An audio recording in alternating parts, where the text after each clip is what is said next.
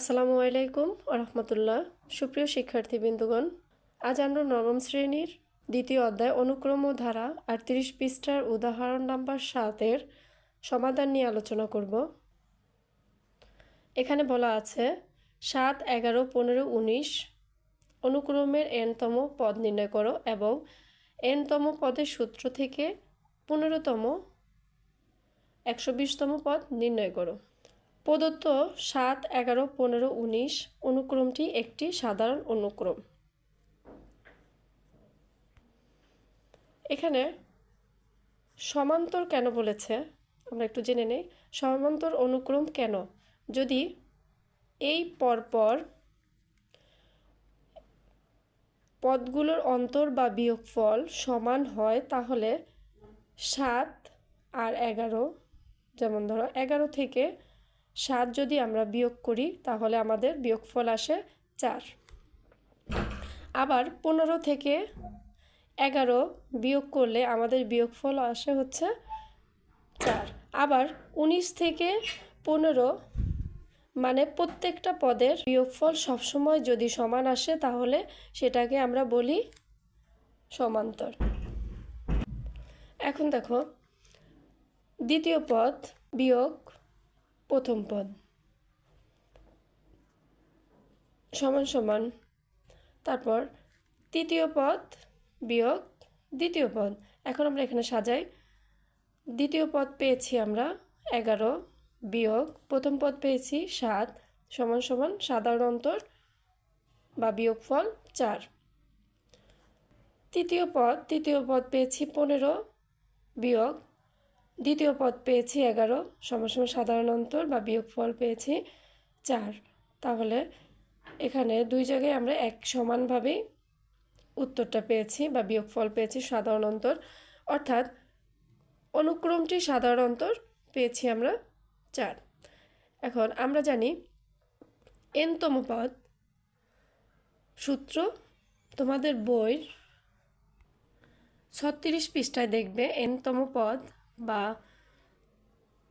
সাধারণ অন্তরের সূত্রটা দেওয়া আছে। সাধারণ পদ যেমন an সমান সমান a প্লাস n-1 d। তো এখানে ডিটা হবে সাধারণ অন্তর। এই সূত্রটাকে আমরা সাধারণ পদও বলতে পারি অথবা n-তম পদও বলতে পারি। এই n-তম পদের সূত্রের মাধ্যমে পরবর্তী অঙ্কটি আমরা করব। তো সূত্রটি আমরা এখানে লিখলাম। প্রথম পদ an, তো প্রথম পদ an আমরা কি পেয়েছি? প্রথম পদ an পেয়েছি ৭, পদ সংখ্যা পেয়েছি n এবং সাধারণ অন্তর পেয়েছি d। এখানে d হলো সাধারণ অন্তর বা বিয়োগফল ৪। n-তম পদ an সমান সমান a1 7 প্লাস n-1 এবং d সাধারণ অন্তর পেয়েছি 4, এখানে 4 বসাইছি, সমান সমান 7 প্লাস ইন্টু করি 4n-4 equal 4n plus 7 plus মাইনাসে মাইনাস করতে হবে 7, 4 মাইনাস হয়ে গেলে থাকে 3। তো আশা করি এই পর্যন্ত বুঝতে পেরেছ। এরপর দেখো, আমাদের এখানে বলা আছে 15তম পদ 120তম পদ নির্ণয় করো। তো আমরা এখন 15তম পদ প্রথমে নির্ণয় করব। 15তম পদ n এর পাওয়ার হলো 15 সমান সমান, আমরা শুধু লিখে ফেলব 4 ইন্টু n এর মান পেয়েছি আমরা 15 প্লাস 3 ইকুয়াল করে আমরা এখানে 63 পেয়েছি।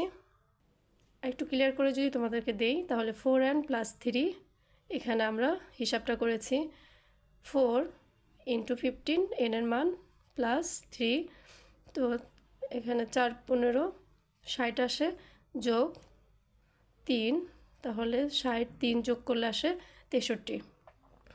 এখন আমাদের 120তম পদ নির্ণয় করতে হবে। তো আমরা এখানে লিখে ফেলি এবং 120তম পদ a মান 120 ইকুয়াল সূত্র 4 ইন্টু এন এর মান হলো 120 যোগ 3 সমান সমান 483 পেয়েছি। আচ্ছা আমরা একটু ক্লিয়ার করে দেখি 483 আমরা কীভাবে পেয়েছি। 4n প্লাস 3, তাহলে 4 ইন্টু এন এর মান 120 বা 120 প্লাস 3, তো আমরা এখানে ইন্টু করলে পাই 480 প্লাস 3, তো এটা টোটাল করলে আসে 483। শিক্ষার্থী বন্ধুরা, তোমরা উদাহরণ 7-এর সমাধানটি ক্লিয়ার বুঝতে পেরেছ। আজ এই পর্যন্তই। সবাইকে ধন্যবাদ। আল্লাহ হাফেজ।